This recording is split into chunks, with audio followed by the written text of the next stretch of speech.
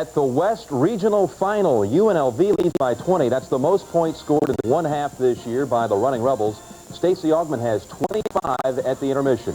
As we bring you back across the coast to our New York studios, Jim Nance along with Mike Francesa. Mike, what a half of basketball by UNLV. They couldn't play much better. They beat them on the break, beat them in the low post. Their perimeter defense was excellent. They were plussing turnovers. They did everything right in the first half, and it shows on the scoreboard. Georgia Tech is going to its first Final Four with its victory today in the Southeast Regional Final. Lethal Weapon 3 had 89 of the Yellow Jackets' 93 points. Dennis Scott with 40, Kenny Anderson with 30, Brian Oliver with 19, and Georgia Tech's headed to Denver. Now, in that game, Willie Burton had a hot hand as well for the Golden Gophers. The closing seconds, he nails a 3. He had 35 for the game, and that cut the lead to 2. Kenny Anderson was put on the free throw line to shoot a 1-and-1. 2-point lead, 6 seconds to go. He missed. Now here come the Golden Gophers. How many times in this tournament have we seen someone hit the game winner right here in this same situation? Kevin Lynch fired. That would have won it. It was a 3. It came up short. And a misty-eyed Bobby Crimmins going to the Final Four.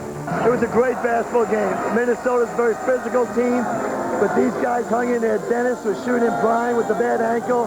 Kenny gave us a big 3, but Dennis Scott was sensational. Great basketball game. I'm just really proud. We may not get here again at Minnesota, but I can say this. If I can coach a group of guys like the Melvin Newbers on my left and the Willie Burton and lose all 28 games, I would really be happy and honored to be able to do that. Hey, Mike, there's one stat that really stares at you after this game. Georgia Tech shot 35 free throws, Minnesota 11. Anytime you look at the stat sheet and you're a head coach, you say, wait a second, 35-11, they're physical, and Minnesota is a very physical team, but I didn't see a bad officiating in this game, Jim. I thought that Georgia Tech went to the basket a lot and got fouled. I didn't think they really took the worst of it in this game. All right, it was a 2-point final for Georgia Tech. That was the 17th game of this tournament to be decided by 1 or 2 points. Lynn Elmore took a look at one of the contributing causes to all this closeness. For almost a century, college basketball was a game grounded in fundamentals. The closer in the shot, the better. Now that basic tenet of the game is being challenged. There was a time in college basketball where the purpose was to get the ball inside, to the big guys.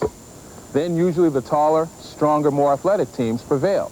But with the introduction of the three-point shot, things have changed.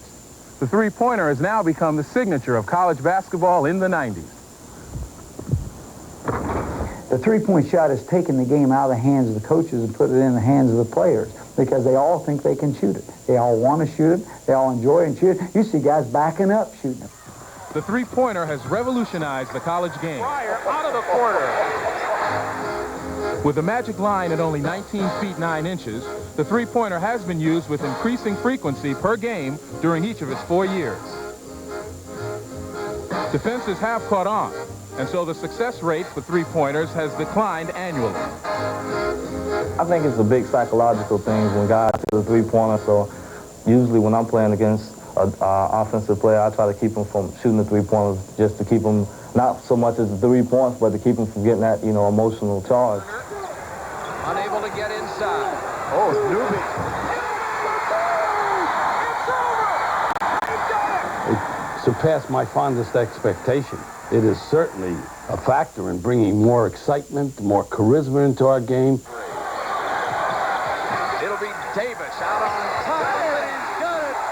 There's nothing to a 20-point lead anymore. You've got to play the game from the time the tip-off is started till the buzzer sounds to end the basketball game.